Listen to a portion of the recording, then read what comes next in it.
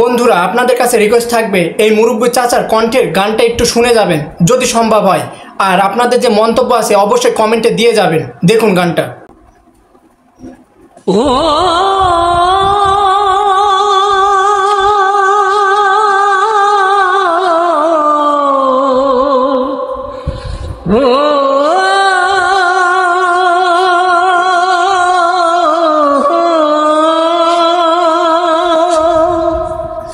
ও তুই ডাকলি জাহানে আপন, আসলে অনেক সুন্দর কণ্ঠ। সে তো অসহায় মোহনের মান, অবশ্যই আপনাদের মন্তব্য কমেন্টে লিখে যাবেন। চলে যায় হায় রে মোহনের মানুষকে দে চলে যায়।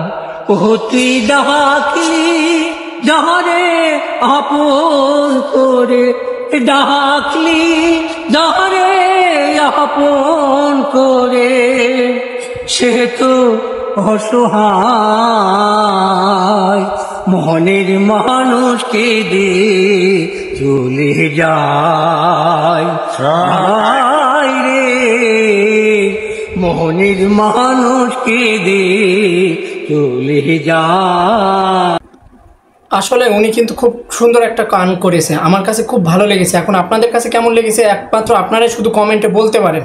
তবে আমার কাছে মানে এত সুন্দর কণ্ঠের গান সে করেছে, মানে আমার কাছে খুব ভালো লেগেছে। সে কিন্তু একটা চাষি মানুষ, মাঠে ঘাটে চাষ করে বেড়ায়, পাশাপাশি নিজের কণ্ঠে গান করে। যদিও উনি কিন্তু অনেক আগেকার মানুষ, বাংলা সিনেমা আছে না, যেমন ধরেন ওই যে চাচা যে গানটা গেয়েছে, আমি যতদূর জানি এটা বেদের মেয়ে জ্যোৎস্না ছবির গান। এটা যতদূর আমার মনে হয় এটা বেদের মেয়ে জ্যোৎস্না ছবির গান।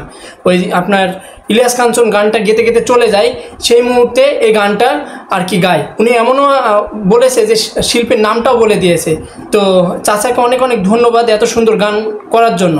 আর যদি আপনাদের এই রকম গান ভালো লেগে থাকে, আপনারা যদি এই রিলেটেড গান চান, অবশ্যই আমাদের কমেন্ট সেকশনে যে আপনাদের মন্তব্য লিখে যাবেন, যাতে আমরা সুন্দর করে পরবর্তীতে আরও সুন্দর সুন্দর গান আপনাদের সামনে উপহার দিতে পারি, আরও সুন্দর সুন্দর গান নিয়ে আসতে পারি।